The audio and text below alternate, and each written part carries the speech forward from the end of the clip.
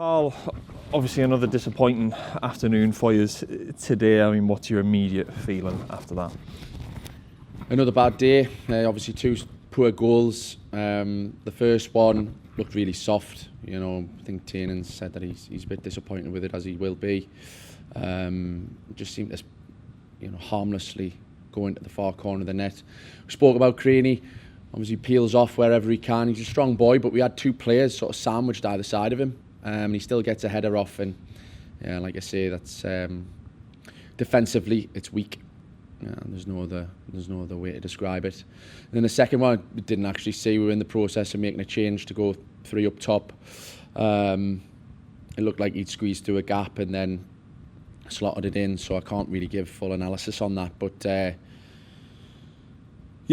I sympathise with the players to a degree. They're obviously going through it. We're going through it as staff. We feel everything for them. Ultimately, we want the best for the football club. It's a really difficult period, like I've said before. And you've got to be careful that you're not churning out the same sort of reaction. It'll be boring now. We want to see a difference. We want to see an upturn in results, and we maybe anticipated today was maybe the last day of, really having to suck it up in terms of team selection and what we've got available. We hope now, from Monday onwards, that the squad will look very, very different in terms of next week. I think the players who are currently out on the pitch have to accept that. We're clearly not good enough at the moment. I'm not good enough, not being able to get results. We tried today to take the responsibility off the players in the build-up phase, the defenders, because it just hasn't been right and it hasn't felt natural in terms of our build-up. So we wanted to go more direct, play two up top, get our midfielders trying to land on second balls and really fight and compete. But I think when the first goal goes in, unfortunately, with the situation, they sort of slip back into default, and body language and everything that goes with the period you're in starts to creep in. So hopefully next week's a really positive one in terms of what we've got available. Injured players coming back, and then inclusions as well. So the picture could be very different this time next week. Yeah, you alluded to it a little bit there, but really, how do you have to try and move forward now? Obviously, like you say, you mentioned before about the tough period that you're in. How do you try and move ahead really next week? And obviously you touch on starting from Monday a little bit there. Well, the brutal truth is we need more quality. And, when the players left in the first week of January and, all the injuries, we were banging down the door for players. Obviously under the current structure, not possible. Couldn't reinvest the money, couldn't bring any players in. We anticipated that we were going to have a tough spell. Obviously this is just completely unacceptable. I accept that and I know that. But it was clear that we needed help. And then as it's gone on, we've just got weaker and weaker and weaker, particularly in defensive areas. And so next week it's just a case of, we get more quality into the squad, into the team. And that's the solution. I think we've got to accept that now, and I think the players accept that.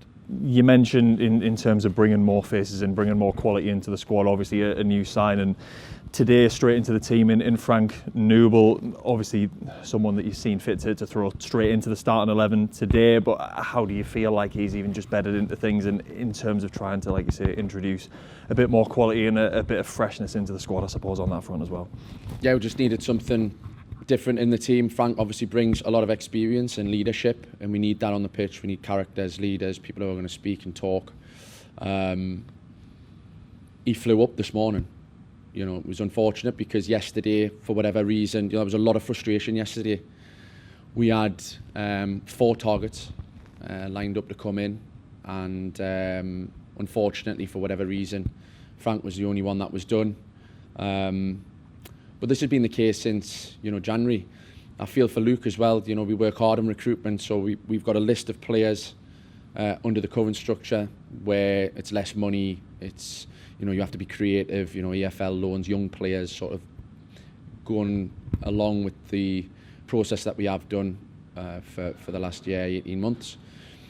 But then we've had another list where we could potentially use more resources, get better quality in. More experience, everything that we need. And for whatever reason, it's sort of delayed and delayed and delayed. And that, the players have been exposed to that. They've recognised that we need to replace the quality we lost. And we haven't been able to do it. They've been exposed to it. So then the frustration builds from them over the last couple of months. So yesterday we thought that it had, come to a head and we would be able to bring that quality in. Frank was, the only one. But, the willingness from him and the other players that we've targeted is clear and is evident. And he flew up this morning. It was a lot to ask for him to play, but you could see the value of him in terms of against the physical side who get the ball into the box directly. He was brilliant to release and just give us that bit extra defensively.